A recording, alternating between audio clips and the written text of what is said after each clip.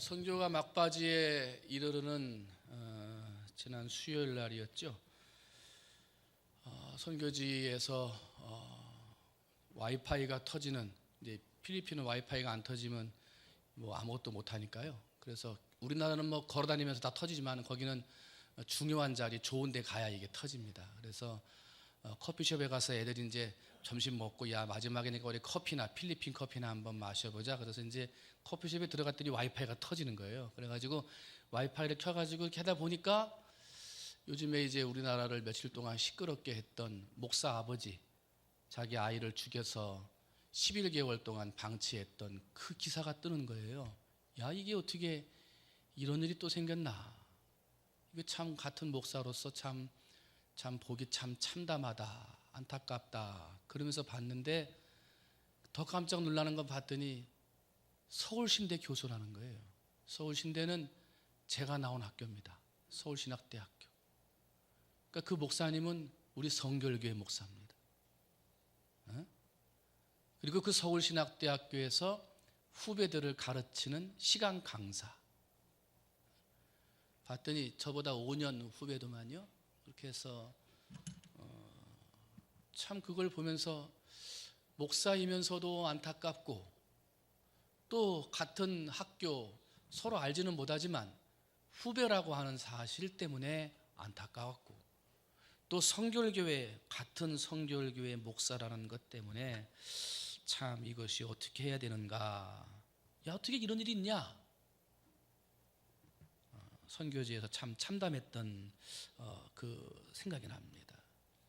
한국교회연합회에서도 성명서를 냈습니다. 근데 한국교회연합회 회장이 또 공교롭게도 성결교회 목사님이십니다. 그러면서 발표를 했어요. 이 사건을 접하고 그 참담함에 가슴이 떨리고 고개를 들 수가 없다. 어쩌다 이 지경까지 됐는지, 한국교회가 어디까지 더 깊은 나락에 떨어져야 하는지, 아무리 외면하고 회피하려고 해도 목전에 닥친 추악한 죄악, 그 무엇으로도 감출 수도 없고 덮을 수도 없다 하고 통에 잡아가는 그러한 고백의 성명서를 발표하셨습니다. 똑같은 목사로서, 또 같은 성결교회 목사로서 뭐 다른 말이 뭐 필요하겠습니까? 안타깝고 할 말이 없는 유구무원의 일일 뿐입니다. 어찌하다가 이렇게 됐는가? 세상이 지금 무너져 내리고 있는데, 무너져 내리고 있는 세상을 버텨주고 그 세상을 바로 세워줘야 할 것이 교회요, 신앙인들이어야 하는데, 무너지는 세상을 바로 세워야 할 교회와 신앙인들마저 무너진다면 이 나라와 이 세상을 어떻게 구원할 수 있겠는가 하는 거지요. 가족관계가 무너지고, 부부관계가 깨지고, 부모와 자식 간의 사랑의 관계가 무너지고, 동방예의지국이라고 자랑했었는데 이제 노인 공경은 고사하고 부모 공경조차도 하지 않으려고 하는, 재산이 있으면 부모 곁에 가 있다가 유산을 물려주면 부모를 버려버리는, 오죽 그런 자녀들, 재산 있을 때는 부모한테 갔다가 재산 받고 나니까 부모를 떠나는 자녀들이 얼마나 많으면 나라에서 법을 만든다고 그러잖아요. 유산을 물려줬는데 물려받은 다음에 부모에게 끝까지 효도 안 하면 그거 돌려 갖고 와라.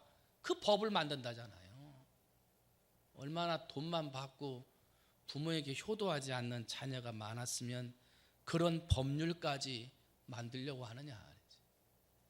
또 어제 뉴스를 보니까 길 가던 흰 차가 트럭 하나를 가로막고 운전수를 막 폭력을 하고 개를 끌고 와가지고 막 손가락을 사람이 물고 때리고, 나중에 봤더니 왜 내 차가 끼어들어가려고 그러는데 그거 끼어들어가는 거 안 비켜주냐고 해가지고 폭력을 했다고. 경찰이 와서 봤더니 마약인가 하는 냄새가 나서 검사해 봤더니 마약 반응이 나오잖아요. 버스기사가 빨리 안 내려준다고 폭력하고, 돈이 많다고 하는 롯데그룹의 지난 주간에 또 고소가 있었지요. 롯데그룹 총수가 나이가 많으니까 그 여동생이 우리 오빠는 그룹을 이끌어갈 만한 정신적인 이것이 방향 결정력이 좀 약해졌다. 그러니까 오빠의 그 회장권을 박탈하고 다른 사람한테 넘겨야 된다라고 그걸 또 고소를 하고, 오빠가 아니다, 나는 정신이 멀쩡하다, 정신이 멀쩡한 오빠를 그렇게 법정에 고소한 여동생이 정신이 이상한 거 아니냐라고 다시 또 법정에서 이야기하는 아주 안타까운, 좋지 못한 이야기들이 계속해서 이어지고 있습니다. 바로 세워야 할 하나님의 나라, 올바르게 세워져야 할 하나님의 나라, 그 책임이 교회와 성도, 목사들에게 있는 것인데, 안타깝게도 오늘의 세상은 그러한 세상을 견디고 이길 만한 기둥의 역할을 하기에 참 어려운 시대에 살고 있다는 거예요. 우리가 죄 때문에 우리의 인생이 무너지고, 죄 때문에 지옥에 갈 수밖에 없는 우리의 인생을 다시 세워주시기 위해 십자가의 기둥을 세워주셨고, 그 십자가의 복음의 부활로 인해서 다시 살아 천국 갈 수 있는 하나님 나라 백성이 되었는데, 이제는 그런 십자가의 은혜가 자꾸 무너지려 한다는 것입니다. 그 십자가의 기둥을 자꾸 흔들어 없애려고 한다는 것입니다. 사랑하는 성도 여러분, 세상이 무너지고 있습니다. 그런데 안타깝게도 교회도 무너지고 있다는 거예요. 세상 사람들이 삐뚤어지고 있습니다. 그런데 안타깝게도 교인들도 삐뚤어지고 있다는 거예요.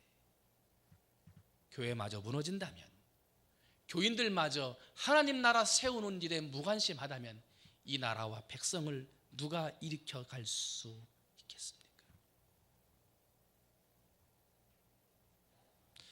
가만히 보면 세상은 무너뜨리는 사람이 있고 세우는 사람이 있습니다. 여러분은 무너뜨리는 사람이십니까? 아니면 세우는 사람이십니까? 어떠한 모임을 가서 내가 참여하고 이야기하고 격려하면 그 모임이 잘 일어나는 사람입니까? 아니면 잘 되던 모임도 내가 들어가면 자꾸 모임이 흩어지고 사람들이 모이지 않는 그 모임을 무너뜨리는 사람이냐 말입니다.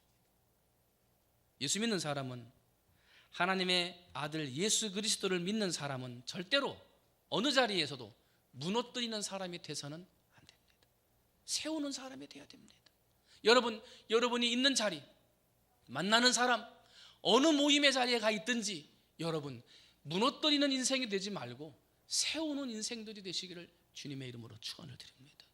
충무중앙교회 성도들이 있는 자리, 성도들이 있는 가정, 그 성도들이 섬기는 직장과 사업장에서는 항상 가정을 세우고 사람을 세우고 하나님의 나라를 세워간다라고 하는 좋은 소식들이 울려 퍼질 때 하나님께서 기뻐하실 줄로 믿습니다.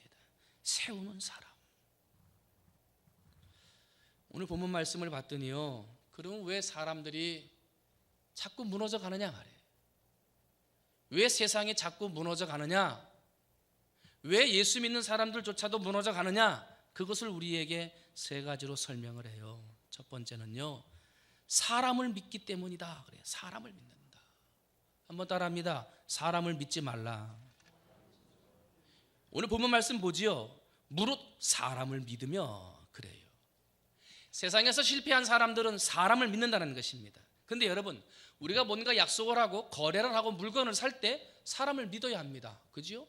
믿지 않고 어떻게 돈을 빌려주고 믿지 않고 어떻게 거래를 할 수가 있습니까? 그런데 여기서 사람을 믿는다는 이야기는 그런 거래를 하거나 삶을 살 때 믿지 말라는 얘기가 아니라 뭔가 힘들고 어려울 때 사람을 의지하지 말라는 거예요.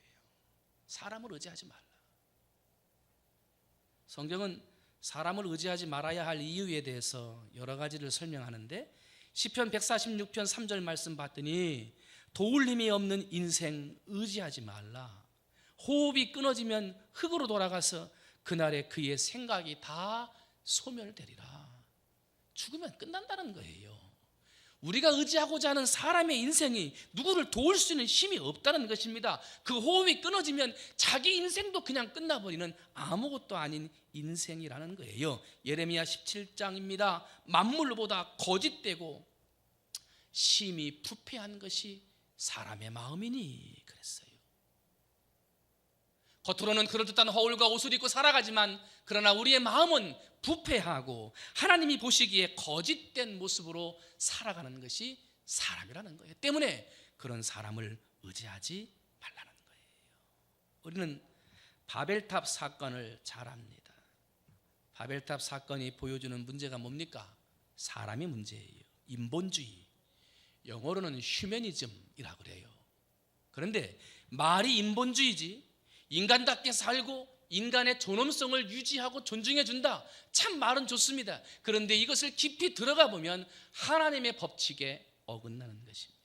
영적으로는 좋지 않은 의미를 가지고 있다는 것입니다. 인간 중심으로 살아가는 것이 인본주의입니다. 여러분, 우리는 하나님 중심으로 살아야지, 십자가 중심으로 살아야지 인간 중심으로 살아서는 안 된다는 것입니다. 내 인생을 자랑하고 내 인생의 주권을 주장하고 내 뜻을 자랑하고 내 노력을 자랑하려고 하는 자기 영광을 위해 살아가는 인본주의, 인간 중심의 삶은 망할 수밖에 없다는 것입니다.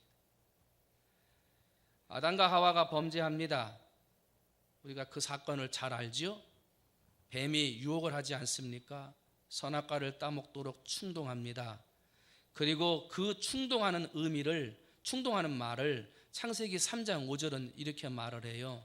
너희가 그것을 먹는 날에는 너희 눈이 밝아져 하나님과 같이 되어 선악을 알 줄 하나님이 아심이니라.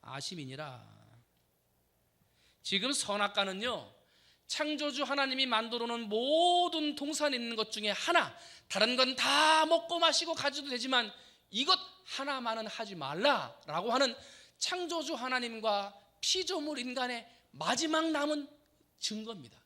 마지막 남은 언약의 표시입니다. 이것을 지켜야 하나님의 말씀에 순종하겠다라고 하는 사람의 증거가 되는 거예요. 그런데 그것 하나마저 사탄이 유혹하지요. 하나님 주권에 도전하는 거예요. 이걸 먹으면 하나님같이 될 수 있다는 거예요. 하나님을 점점 거역하고 범죄하게 하는 그러한 빌미를 사탄이 만들게 되었다는 거예요. 사람 중심 결코 좋은 게 아닙니다. 여러분의 삶이 혹시라도 사람을 의지하거나 사람의 힘과 지혜를 의지하는 그러한 인본주의적인 사상에 있었다고 한다면, 혹시 망하기 전에, 하나님이 벌하시기 전에 빨리 인본주의 사상에서 신본주의 사상으로 돌아서시는 여러분이 되시기를 주님의 이름으로 축원을 드립니다. 두 번째로, 사람들이 망하고 무너질 수밖에 없는 이유는 사람을 의지하기 때문이다. 두 번째는 혈육으로 그 권력을 삼기 때문이다 하고 성경은 이야기를 해요. 오늘은 5절이죠. 혈육으로 그 권력을 삼는다. 여기서 혈육으로 그 권력을 삼는다는 이야기는 자기 자신의 육신의 힘을 의지한다는 것입니다. 육신의 힘뿐만 아니라 자신이 가지고 있는 지혜와 경험, 그 모든 것을 다 의지한다는 것입니다. 여러분, 하나님을 믿고 따라가야 할 백성들이 내 힘과 지혜와 경험을 가지고 살아갈 때 그것 또한 인본주의에 관계되는 것이요, 그런 삶 또한 무너질 수밖에 없다라고 말을 하는 거예요. 자기 육신을 의지하고 자기 힘과 지혜를 의지하는 것을 예레미야 17장 5절, 마음이 여호와에게서 떠난 그 사람은 저주를 받을 것이라 그랬어요. 마음이 떠났다는 거예요. 내 힘을 의지하고 내 지혜를 의지하는 것을 하나님으로부터 마음이 떠났다는 거예요. 사랑하는 성도 여러분, 어느 자리에 있든지 여러분의 마음을 지키고 여러분의 신앙을 지켜서 하나님으로부터 멀어지는 삶이 아니라 하나님으로부터 가까워지는 삶을 사는 여러분이 되시기를 주님의 이름으로 축원을 드립니다. 7절은 뭐라 그럽니까? 그러나 물은 여호와를 의지하며 여호와를 의뢰하는 그 사람은 복을 받을 것이라.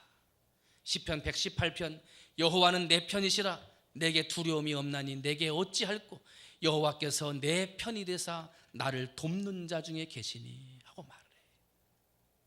인본주의적인 세상, 혈육 중심적인 세상, 그 마음이 하나님으로부터 떠나서 무너지고 삐뚤어진 세상, 그 세상을 살릴 수 있는 길은 여호와께 돌아가는 것밖에 없다는 거예요. 신본주의 사상, 다시 하나님 중심적인 삶으로 돌아가야 한다는 것입니다. 그래서 예수님은 마태복음 6장 33절 너희는 먼저 그의 나라와 하나님의 나라지요.